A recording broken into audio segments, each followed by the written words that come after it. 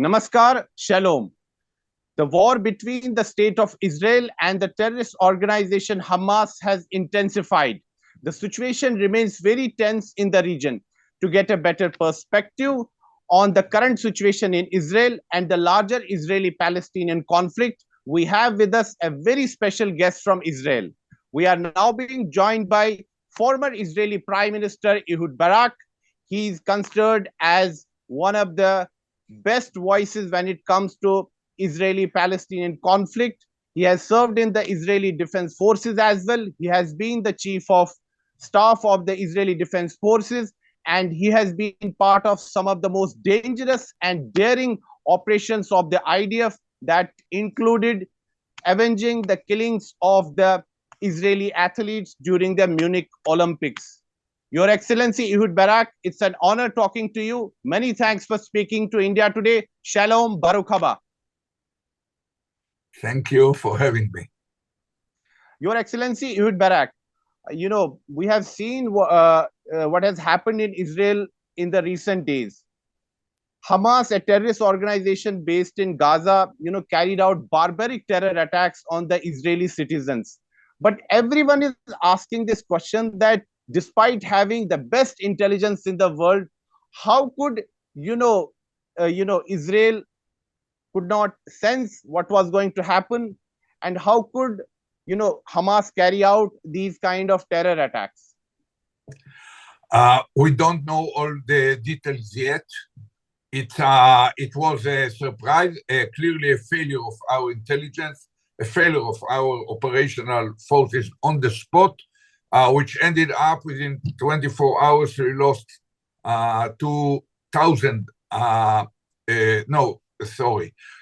Within 24 hours, we lose 1,200 people, most of them civilians, and about 180 that were hijacked into the Gaza Strip. So it's a major blow, unprecedented in the history of the country, a barbarian attack, attacking the civilians in the style of ISIS, Daesh, as we call it in the Middle East. And we have to kind of respond. We are united now. We are fighting. We will leave all the details of the surprise to be clarified once we end the war. We cannot do it through the war. But we are united, and I can tell you Israel is going to win this war as well. Your Excellency, you are saying that there has been a major intelligence failure, and it's clear from the visuals that have come from Israel. We have seen that how Hamas terrorists breached the border fence. Dozens of terrorists infiltrated into the Israeli territory. They carried out these dastardly terror attacks on the innocent Israeli citizens. But what's going to happen next? Because there are reports that Israel has now mobilized its troops on the Gaza border, and Israel is preparing for a ground invasion on Gaza. According to you, what's going to happen next? It's unclear what's going to happen. The government still have to decide it. But the army is ready for whatever the government will guide it to do. We mobilize several hundreds of thousands of soldiers, reservist soldiers, which are deployed both on the Gaza Strip and on the other side of the country in the north, vis-a-vis the Hezbollah, because we assume that if a major event like incursion into the Gaza Strip by our ground forces, if it will happen, it probably will lead also to a clash with the Hezbollah in the north, and we prepare for both these operation, and even for some dormant cells of Hamas emerging in the West Bank or other places and trying to participate in the attack. We are confident that we will win. Your Excellency, I'm coming to the challenge that Israel faces from its northern border. Hezbollah is also preparing to invade Israel. Already there have been few skirmishes there on the northern side. Israel has also retaliated. But right now, I just wanted to know one thing, that if Israel goes for a ground invasion on Gaza, what about the hostages that are in the captivity of Hamas? Because Hamas has threatened that they are going to execute these hostages. So how can Israel carry out a ground invasion, and how can Israel ensure the safe release of the hostages? You point your finger on an important point. The presence of these hostages in the hands of Hamas creates certain constraints on the operation that will be considered by our government, but we are determined to cause the Hamas to suffer a major blow and basically to paralyze its military capabilities.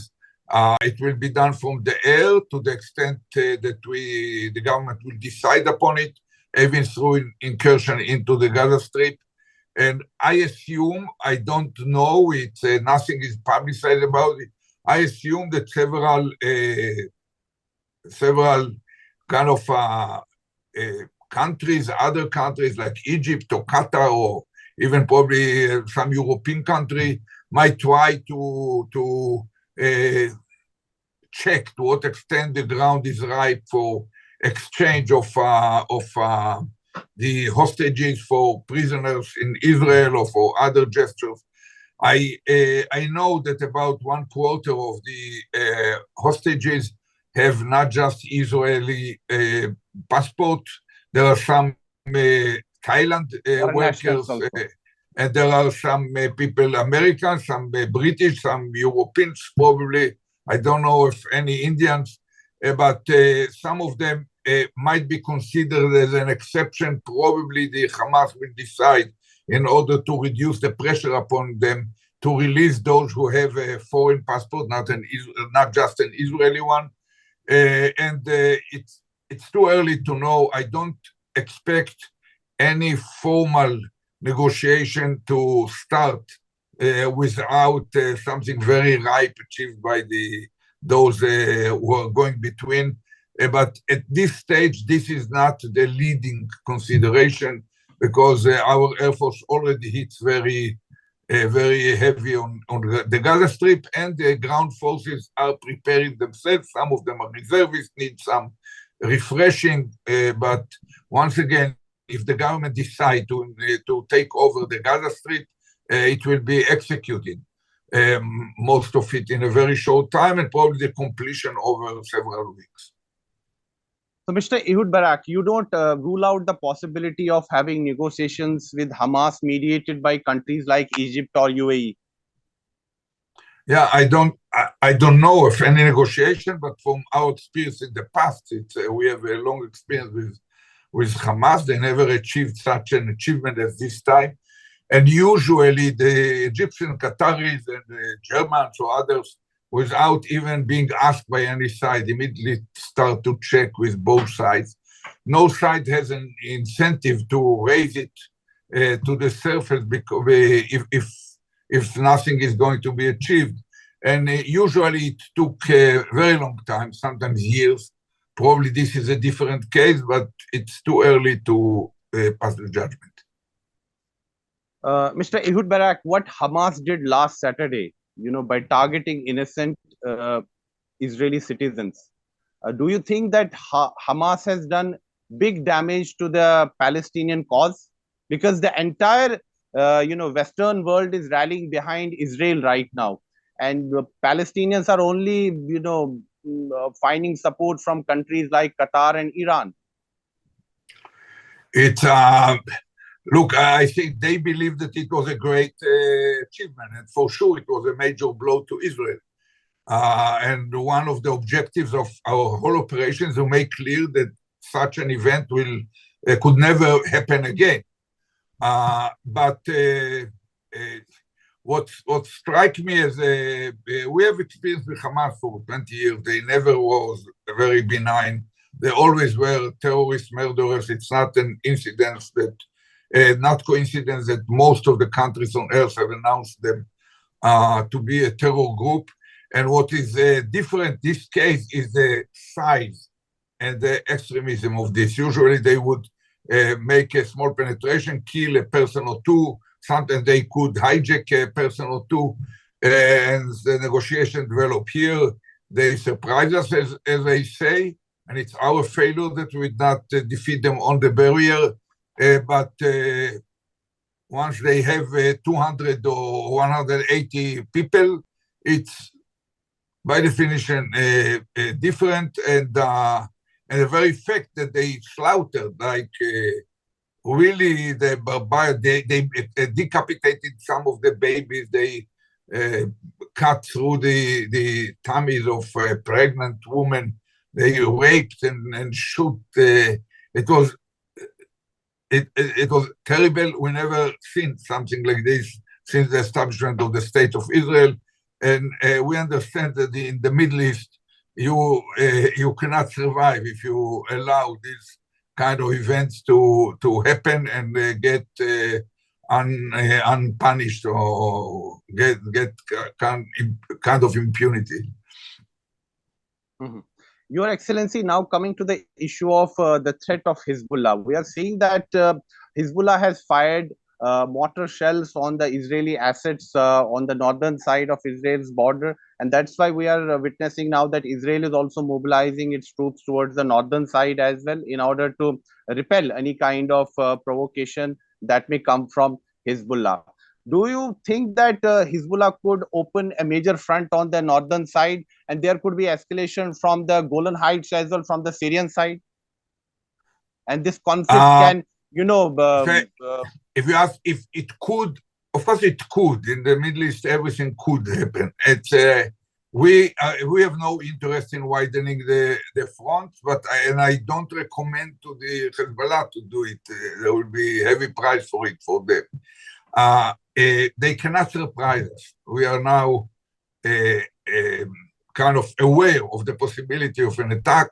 So a very heavy force is deployed along the border, including people protecting the settlements along the border and the civilian activities along the border. And there is quite a big force there. So they cannot take us by surprise, but they have many more rockets and missiles than the Hezbollah, probably 10 to 1.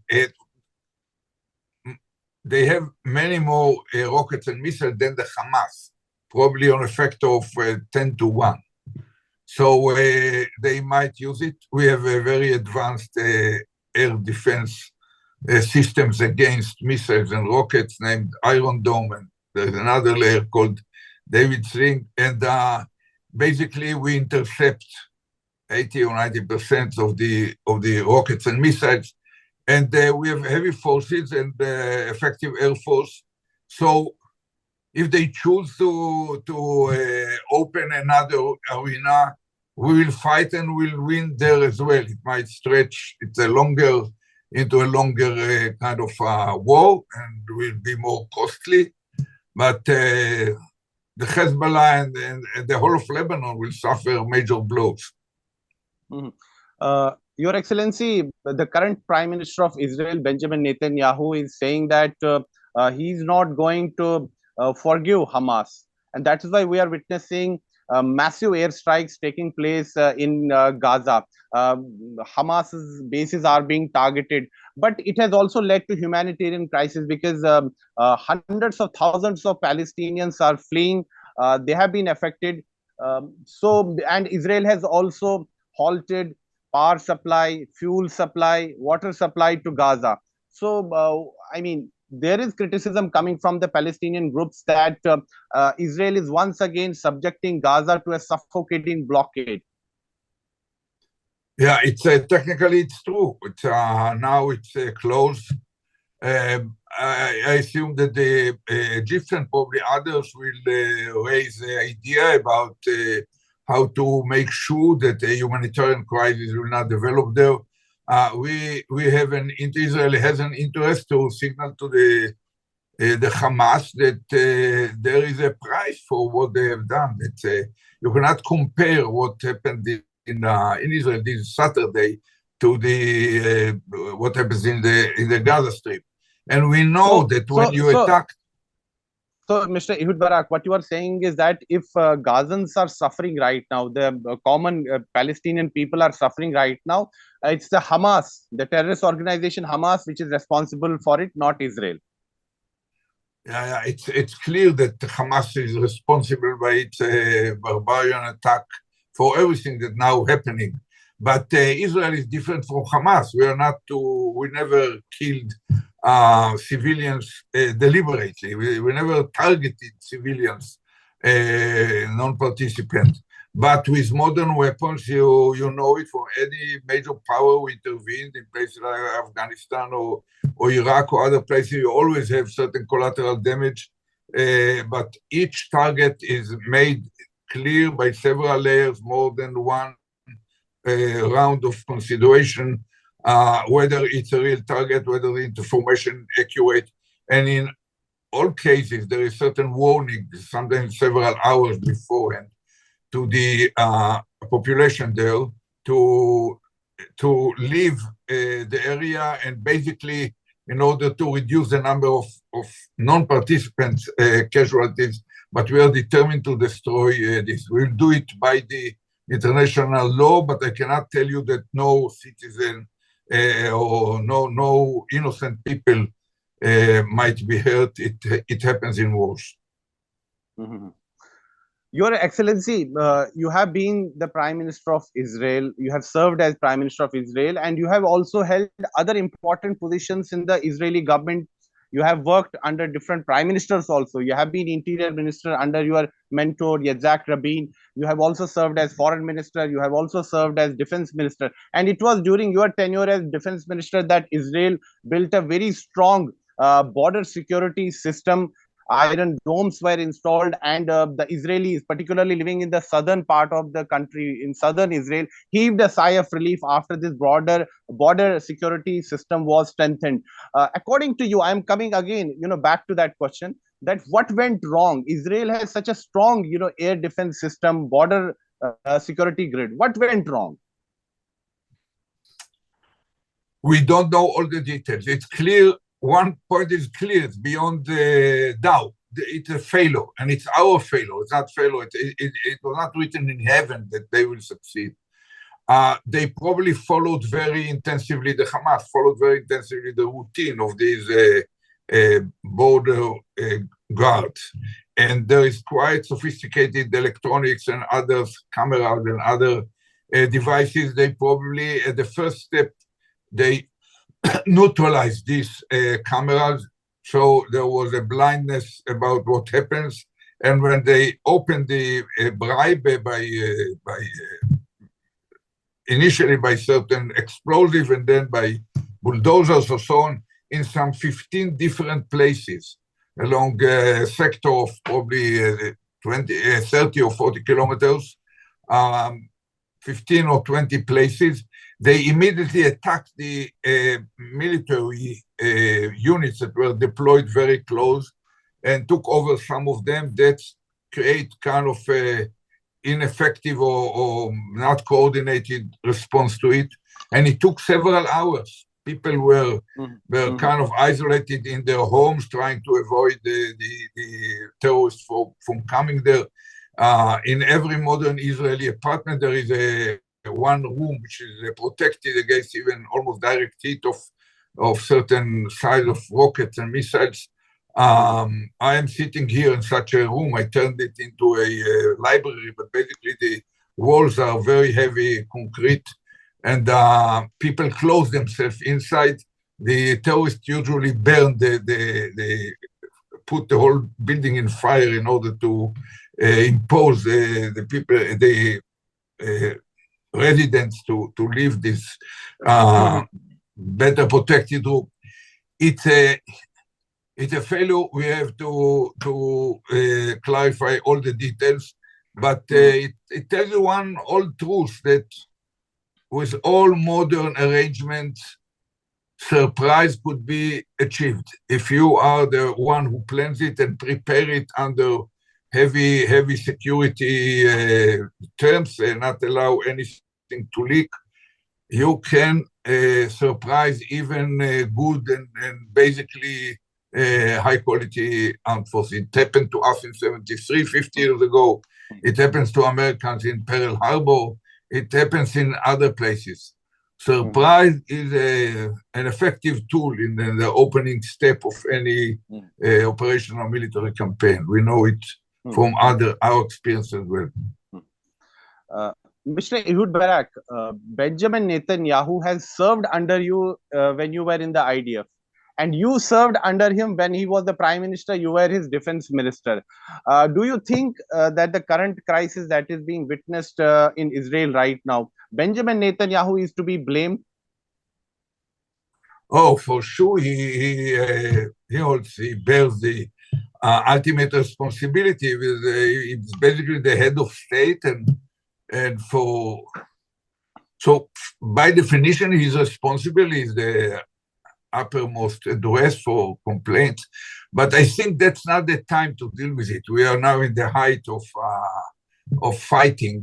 And I'm in public life before the war was a harsh critic of Netanyahu and even his judicial, he calls it reform, we call it judicial coup d'etat. I'm kind of a strong supporter of the protest movement that worked against Netanyahu for over 40 weeks now, demonstration and anything else. But I think that we have to put all this on the shelf for the time of fighting. When we fight terror, especially this kind of murderous, barbarian, Daesh-like terror of the Hamas, we have to unite and make sure that our soldiers in the field are backed by everyone in the leadership with whatever other views about each other or about the politics of the right wing in Israel. Once we'll win it over, there will be a great debate, and of course, we'll clarify everything from the mistakes on the ground near the barrier, early warning or operational response, up to the judgment of the government, the way they treated the Hamas.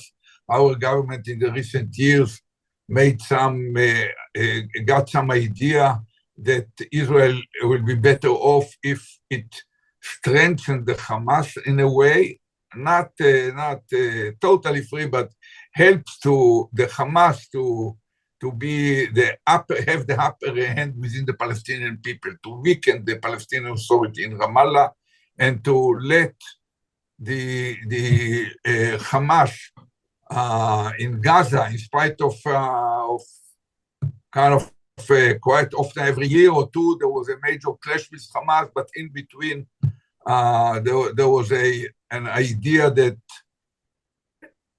we're better off if we have Hamas, because with the Hamas, no one can complain, why don't you negotiate with the Palestinians?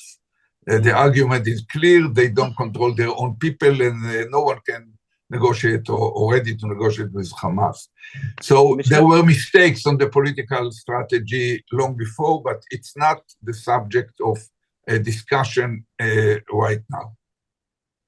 Mr. Ehud Barak, you have been the Prime Minister of Israel. You have served as the Prime Minister of Israel. But prior to that, you have been in the IDF. You have held many important positions in the IDF, including the Chief of General Staff. And you have carried out some of the most dangerous and daring, operations of the IDF. The hostages that are in the captivity of, Hamas right now, what should Israel do to secure their release?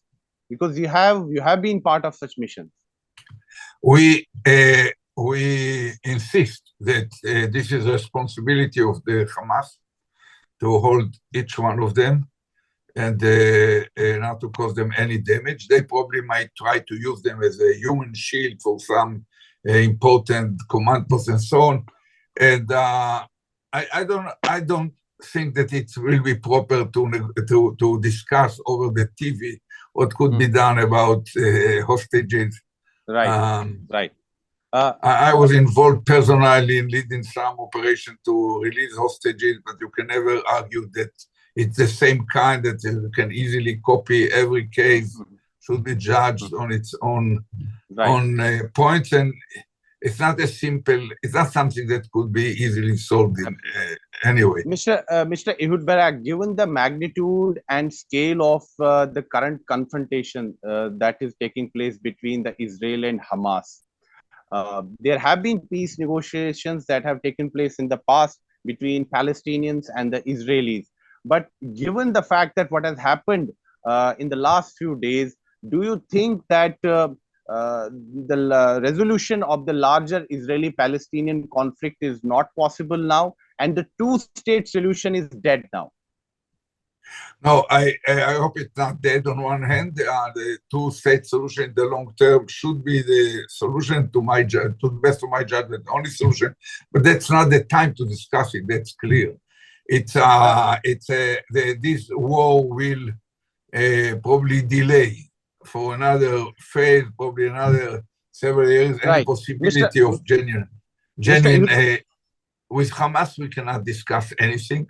And we can just wait for the Palestinian Authority, which is the other part of the Palestinian people, to gain enough authority, enough efficiency, and change some of their behavior as well in order to make it possible to negotiate. I don't think that it's a relevant issue now, but I don't never lose sight of the vision that at the end there should be disengagement, not just because of justice for the Palestinians, because of our own future identity and compelling kind of interests.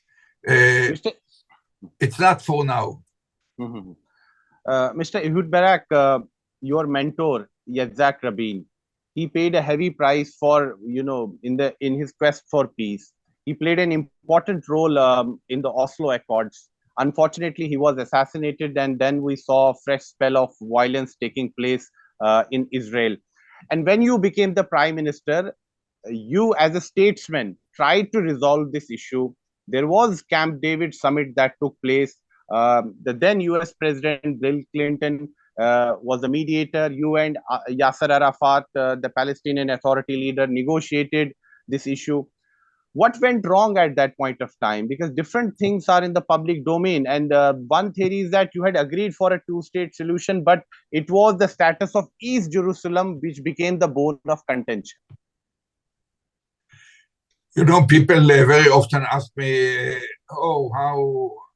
what went wrong? You were so close to a conclusion of this whole conflict. And I usually tell them, if you want to measure the magnitude of a gap, you have to multiply its width by its depth. Sometimes it looks very close, but it's very deep. So the overall volume of the gap is not insignificant.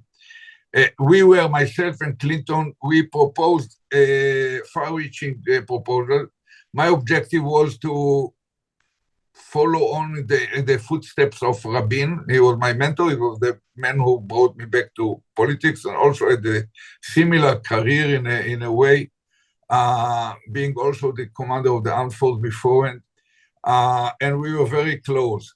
And I thought that he was assassinated because he tried to put an end to the conflict. And I felt committed to continue. The question was very tough because we got a report that an analysis assessment that we are heading toward a clash. So I thought that it's my utmost responsibility to make sure that before a clash happens, we should make a huge effort to avoid it. By negotiation, we're ready to put very, very generous proposal. But when we came to the point, it's not true. It's an urban legend that myself and Clinton tried to dictate to Arafat, to tell him, take it or leave it, and to impose upon him a plan. That's not true. We put a far-reaching proposal that covered probably 98+% metaphorically of everything that he could think of, and told him, you can have a reservation from any paragraph, from the old paragraph, write down your reservation. We don't accept you to accept it and sign it. We want you to take it as a basis for negotiation. When he refused to take this far-reaching proposal, never proposed to him before, even as a basis for negotiation, after a year of negotiation with me, but it was already 7 years after the Oslo Agreement. We were 4 years after the time that was agreed in our written document to start negotiation of a permanent status. The fact that at this stage he was not ready to take this far-reaching proposal as a basis for negotiation and turn deliberately to terror, that's what made myself, but also Clinton, until today. Clinton said that a responsibility for missing this opportunity was once again on the shoulders of the Palestinian, in fact, of Arafat. There were people around him who were ready to go further than him. So you feel it was Mr. Yasser Arafat who was responsible for the failure of that, peace talks? Yeah, 100%. That's also the view of Clinton. I know that some officials, American officials, seem somewhat different. They have their own version, and some Israelis have different. But I tell you, myself and Clinton and Arafat are the only ones who really know the truth, and Arafat is not with us anymore. He was 100% responsible. One of his comrades told me after Camp David, when we ended it, we needed the Ben Gurion, we had Arafat. He didn't mean Ben Gurion, the Zionist. He meant Ben Gurion, who was ready to take painful decisions. He accepted the UN General Assembly resolution of November 47, about the time that India was get its independence, which made Israel almost non-viable state. The resolution talked about a Jewish state and Arab state, but the Jewish state was made of 3 cantons, hardly connected, without Jerusalem, without even a corridor to Jerusalem. Ben Gurion said, I accept it. And the Arab Palestinians and the Arab neighboring state opened a war against the implementation of this resolution. So Arafat, I cannot explain it, probably thought himself as a great historic figure that has to complete something. Probably he was just not ready to go into the daily roles of a leader to deal with social security, with education, with sewage, with transportation. Thought himself a great kind of revolutionary leader, and probably just thought that nations are born in blood, not in air conditions negotiating room. But the fact that at the bottom line, when the opportunity was there on the table, he rejected it clearly, basically was not ready to discuss it, and that leaves him with the responsibility. In fact, the second Nefada kind of emerged or exploded just 3 months or 4 months later, 3 months later. And people tend to believe that it was the result of Camp David Fair. No, the all preparations started long before. I ordered the Israeli armed forces, I was Prime Minister and Minister of Defense at the same time, to prepare for a major clash if it fails, based on intelligence that told us that he prepares to go to violence. In fact, what I say that we are living not just in a 2-family house, and some fire start there, and both householders, me on one hand and Arafat on the other side, are wanting to put down the fire. And one of us even have a kind of a medal of champion of firefighting, maybe the Nobel Peace Prize. He already laureate the Nobel Peace Prize. And you don't know whether he's not the pyroman with the fuel and the matches in his pocket. In fact, I said to the Americans at the end of the Camp David, Arafat already got a Nobel Peace Prize.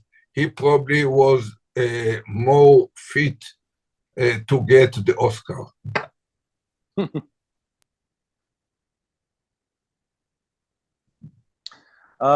Mr. Ehud Barak, the criticism that often comes from the Palestinian Authority, Palestinian individuals, and Palestinian activists is that Israel has built numerous settlements in the quote unquote occupied West Bank.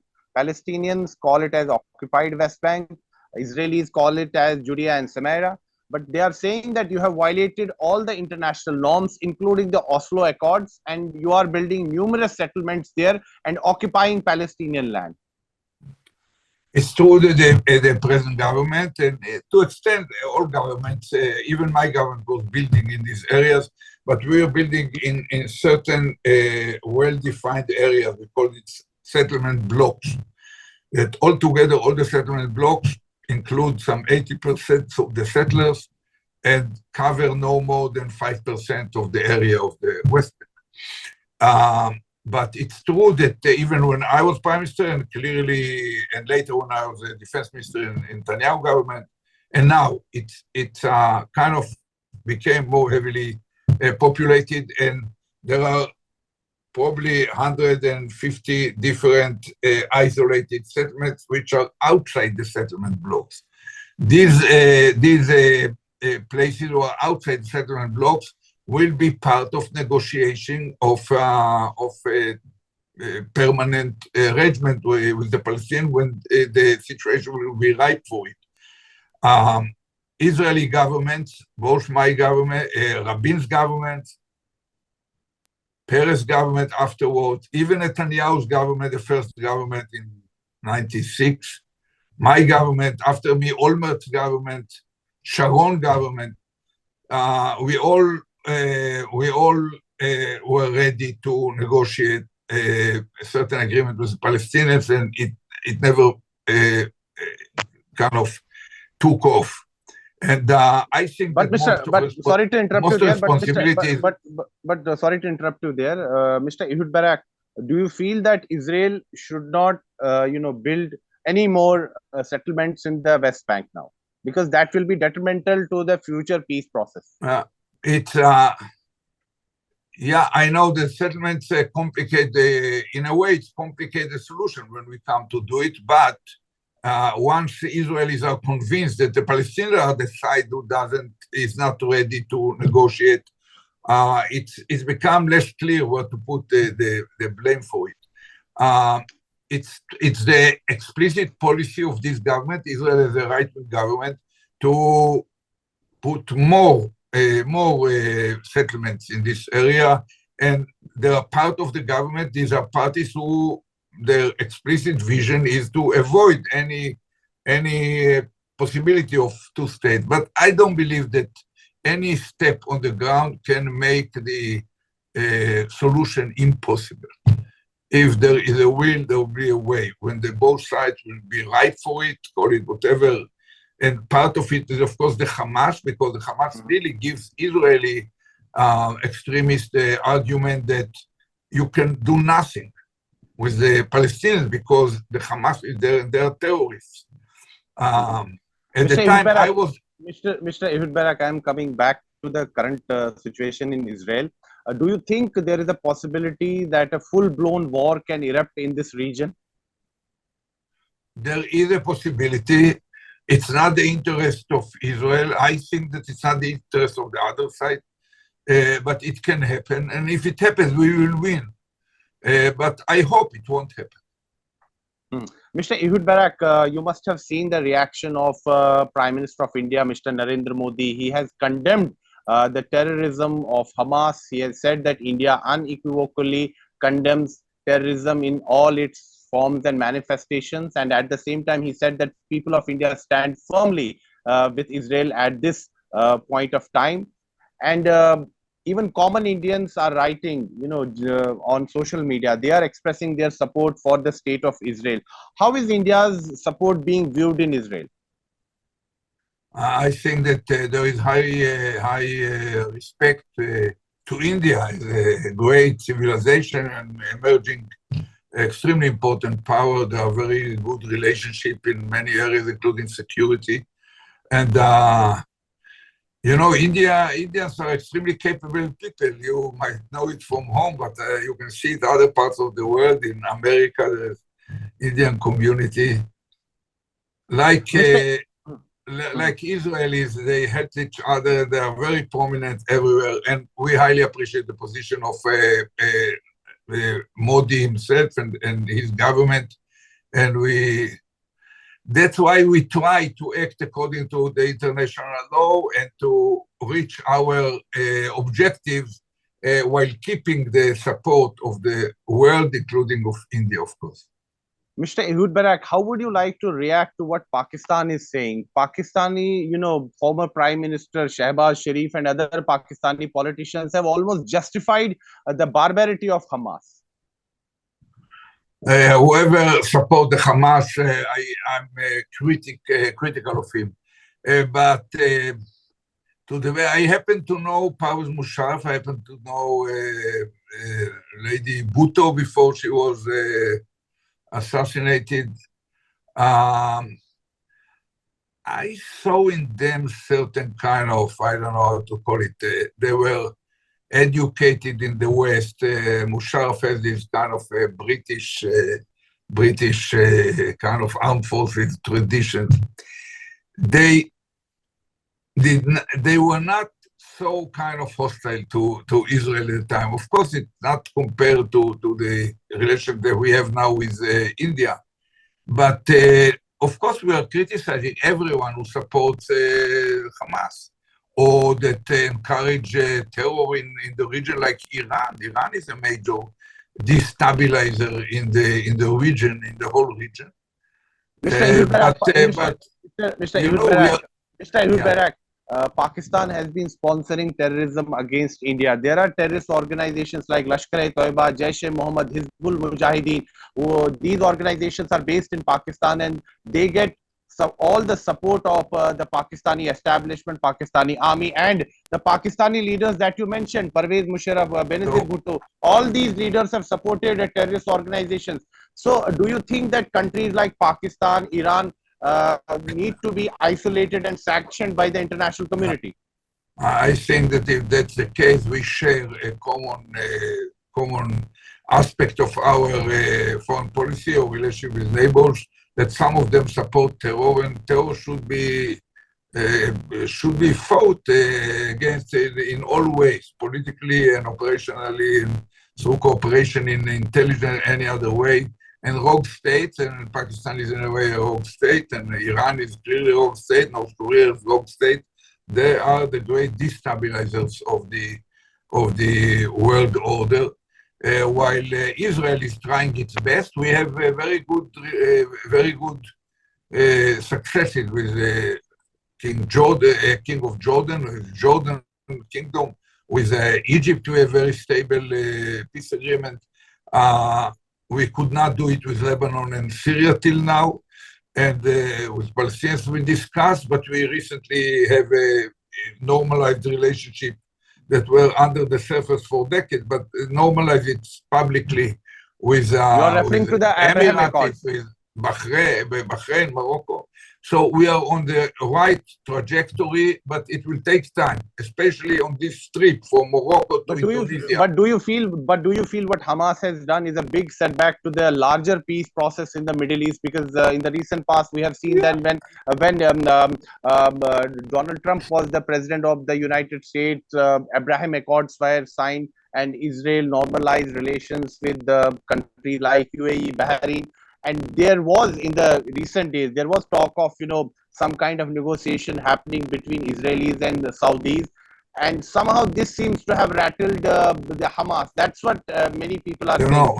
Do you think probably one of the reasons for the timing of this attack is the fact that they tried, probably deliberately, to torpedo the emerging